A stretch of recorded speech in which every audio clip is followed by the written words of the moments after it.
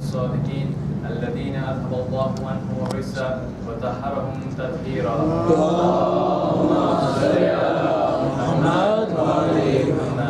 Amma ba'd, respected elders, brothers and sisters in Islam, Assalamu alaikum wa rahmatullahi wa barakatuh. Time to get a dosage from the lessons of Bahlul. Today I will touch on the argument that he had with Abu Hanifa. Abu Hanifa was one of the students of Imam Jafar Sadiq alayhi salam.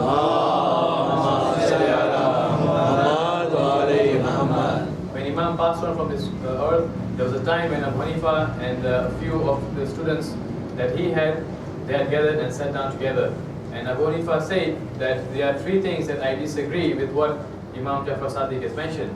And the three things that he said was that Shaitan, how can Shaitan go to hell when he was made of fire himself? So how can he burn in fire? The second thing he mentioned is that I don't believe that God cannot be seen, because anything that is existence should be able to be seen by the naked eye. And the third thing that he said that he rejected was that everything is anything that happens or any action or reaction that happens is because of a cause of a person. Abu Hanifa said that no, anything that happens is usually because of Allah's doing. So what happened is that Abu Hanifa picked up a clay, a mold of earth, and he threw it at the head of Abu Hanifa. So Abu Hanifa was astonished, and Bahlul got up and he ran away. So when he ran away, the disciples of Abu Hanifa managed to catch him, and they brought him to court in front of the Caliph, the present Caliph at that time. And Bahlul said, "You can try me on one condition, that I want Abu Hanifa to be present at the court." So they agreed. Abu Hanifa was present. So Bahlul asked that what is it that Abu Hanifa wants to try against me? What is it that what action does he want to take against me? So what did Abu Hanifa say? He says that you threw a clay, threw a mold of earth, and you hit my head, and now I have a pain in my head. So I have come to complain to the Caliph for that. So what did Bahlul say? Bahlul said that how can that be possible? Can you show me that you've got pain? So Abu Hanifa is like, that's impossible, pain is invisible. So how can I show it to you? So Bahlul then replied, but you, according to your teachings, whatever that is existing has to be seen by the naked eye. But you just say that you have pain, but you cannot prove it to me because you cannot see it, it's invisible. Then he continues to say that you also mentioned that Shaitan will go to Shaitan, how can Shaitan burn in hell when he's made of fire himself? Well, I hit you with this earth and you were made of earth and you still got hurt.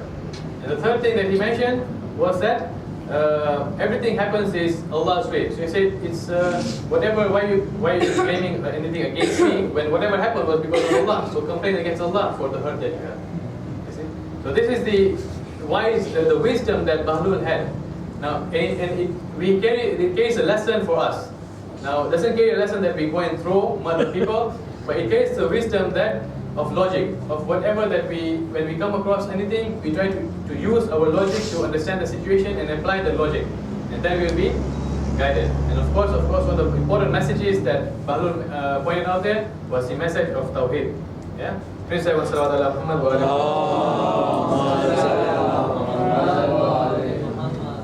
So we have previously discussed on the niyat, which is the first rukn of Salah. Today we will continue with the next, but before that I will just recap what we discussed last week. We touched two parts, the introduction of Salah and of course niyat. We have discussed what Salah is. It is the purpose of life, and of course the source of salvation and the source of benefit, the source of blessings. And we went through some surahs and hadiths to understand that. We then discussed about the niyat, which is the first rukn, and being the important element in prayer, must be done with sincere intention, that is only for the sake of Allah, in the way of Allah, for the pleasure of Allah. Your intention should always be sincere and not for admiration from others. You don't do it for somebody to admire you or fear of others, like for example, you fear your parents telling you whether you've prayed or not.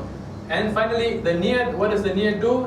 It tells you three things. One, what you're doing, what you're reciting, and for whom you're reciting.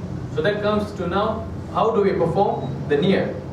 So niyat can be performed in any language. It can be done within your heart. You don't have to necessarily express it vocally. And it is simple, mentioning, I'm offering, for example, we take the prayer of Zohar. I'm offering 4 rakats of Zohar prayers, wajib qurbatin ilallah. Now I have underlined these few words there, 4 rakats, Zohar and qurbatin ilallah. mainly because these things will change. For example, if it's Maghrib, you say 3 rakats of Maghrib, you mentioned. If it is, and then again, if it is qada, then you have to add, that is qada. If it's qasr, you have to add, that is qasr. So when you say, for example, you're offering a certain prayer, qada wajib qurbatan ilallah. And of course, again, qurbatan ilallah is underlined because it is one of the most important things you have to mention. And it not only mentioned because you're mentioning within your heart, you must make sure that it is with true sincerity. We move on to the second part now, which is Takbirah al-Ihram. I will also cover a short of in about Qiyam. Takbirah al-Ihram is the second rukn in Salah, okay, and it is the first takbir in Salah. And what does Allahu Akbar mean? When you say Takbirah al-Ihram, what do we say Allahu Akbar? What does it mean? It implies that God is superior to, we say direct meaning God is the greatest. Or some people extend it to say God is greater than anything that you can describe as anything in this world. Or something even more longer, Allahu Akbar implies that God is superior to all tangible and intangible, meaning something that you can touch, something that is evident, or something that is batin, temporal or celestial, whether it is anything in this world, whether here or even outside of this world, Allah is greater than that. Okay, Allahu Akbar means God is greater than what which one can describe Him. There is a simple. When somebody asks you what does Allahu Akbar mean, the simple you can answer is it means God is greater than anything that one can describe. And Takbirah al-Ihram, the reason why it's called Takbirah al-Ihram, because what it does is that it makes certain things which are halal haram for you in prayer. That's the reason why it's called the Takbirah al-Ihram. Like what? For example, when a person once a person does Takbirah al-Ihram, eating becomes haram for him. You can't eat while praying. You can't drink while praying. You can't do anything, any movements, any movements. Except that movements described for Salah, any other movements become haram for you. Otherwise your Salah becomes batil. Hence it's called Takbiratul Ihram. One of the sayings from Imam Jafar Sadiq alayhi salam,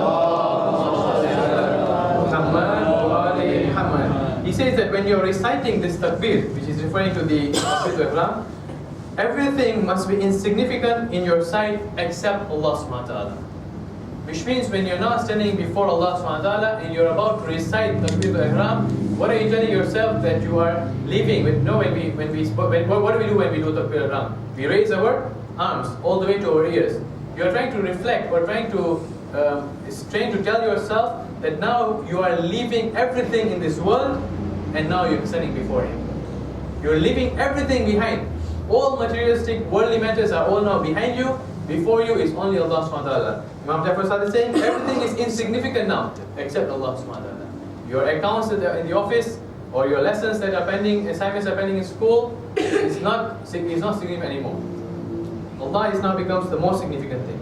What happens is when you perform the Takbirah al-Ihram, is a connection is established between Allah subhanahu wa ta'ala and you. Before Takbirah al-Ihram, you're free to move anything, anywhere. But once you perform the Takbirah al-Ihram, the connection between you and Allah has been established, meaning now whatever actions that you perform is solely for Allah subhanahu wa ta'ala. I give you a simple example about how when we talk about connection. Take an example of internet access. When you want to connect to an internet, once you connect to the server, or once you connect to the internet, you're able to log into certain websites, check your email, so on and so forth. You see, without any connection, you will not be able to log in and check your email. You see, and if something is wrong with your connection from your end, for example, it's not configured properly, you'll not be able to log onto the internet.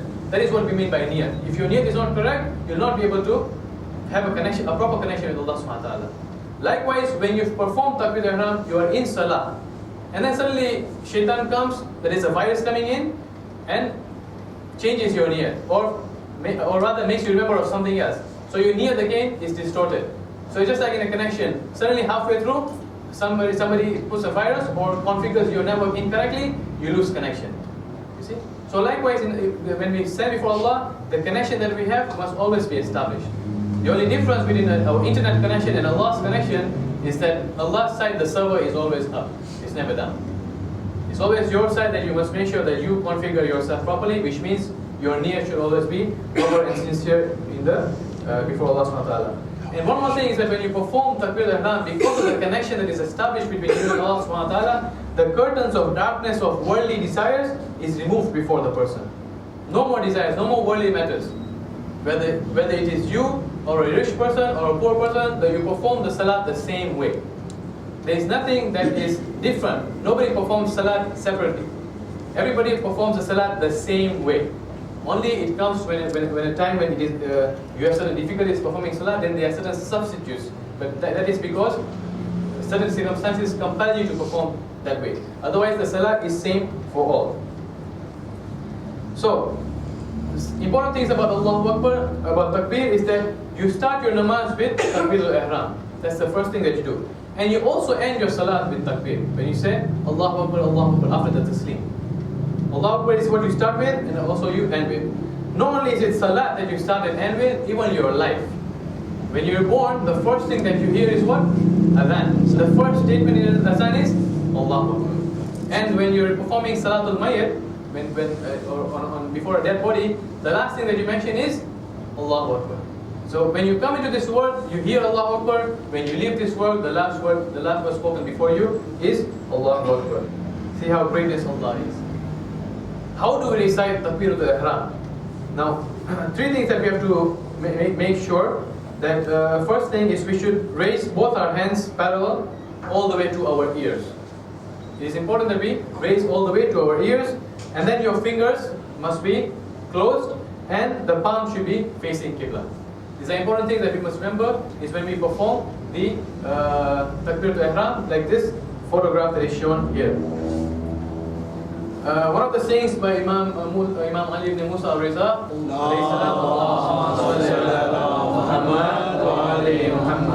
the movement of the hands during the recital of Takbir is effective in focusing the attention and having complete devotion and sincerity in supplication of Allah. Again, similar to what Imam Jafar Sadiq mentioned, that you must have sincere attention that now here is Allah subhanahu wa ta'ala. When you move your hands, now you are entering into the realm of Allah subhanahu wa ta'ala. Allahu Akbar is something that in history has been mentioned so many times. If you read the history of the Holy Prophet from Imam Ali alayhi salam, many places they have used Allahu Akbar. In history, yes. In the current times, there are two countries that have Allahu Akbar on their flags. One of them is Iraq. This is the new flag of Iraq, and the national flag of Iran. All this that you see here, there are 11 and 11, total 22. They have a significance of why it is 22, but this is the importance, or rather they have given to us Takbir. They make it a national symbol in their flags to represent their country.